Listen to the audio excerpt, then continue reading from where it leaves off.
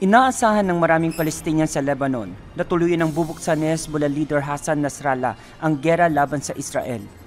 Subalit muling iginiit ng leader na bagamat patuloy pa rin ng depensa at opensiba ng Hezbollah sa South Lebanon, ang giyera kontra sa Israel ay maaring magtagal ng taon. Kaya naman hindi nasiya ng mga Palestinian bagamat alam nila na lumalaban sa Israel ang militanteng grupo. Hundreds of anti-tank missiles, mortars and rockets have been fired from Lebanon into Israel. Almost nowhere in Israel has been spared from sirens, rocket attacks, and terrorism.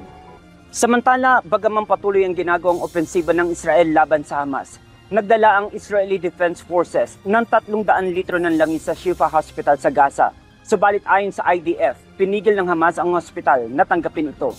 Sa isang video na pinost ng IDF sa X, makikita ang mga Israeli forces na may dalang galon-galon ng umano'y gas na i-deliver sana sa ospital. Subalit isang matinding bakbakan ang nagaganap sa paligid ng Shifa Hospital habang sinusigurado naman nila ng IDF ang kaligtasan ng mga sibilyan at pasyente na nasa ospital. Kamakailan inakusahan ng Israel na ang main base ng operasyon ng Hamas ay nasa ilalim ng Shifa Hospital, kaya naman nananawagan ng IDF na lumikas patungong timog ang mga sibilyan. On average, a child is killed every 10 minutes in Gaza.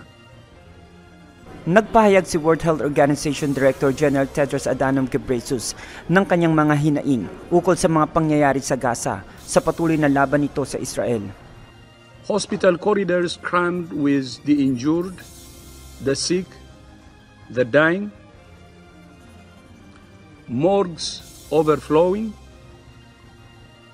surgery without anesthesia,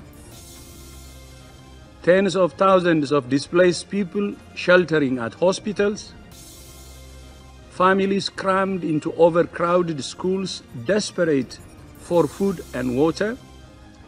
Ayon pa sa WHO chief, kalahati sa 36 na ospital ang non-functioning na at ang marami ay nag-ooperate ng higit sa kapasidad nito.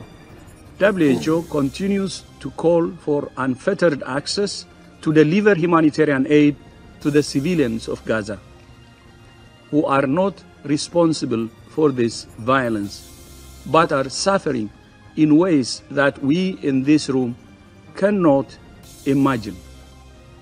Region Bolivar, UNTV News and Rescue. Diyos ang aming sandigan, serbisyo publiko ang aming pinahahalagahan.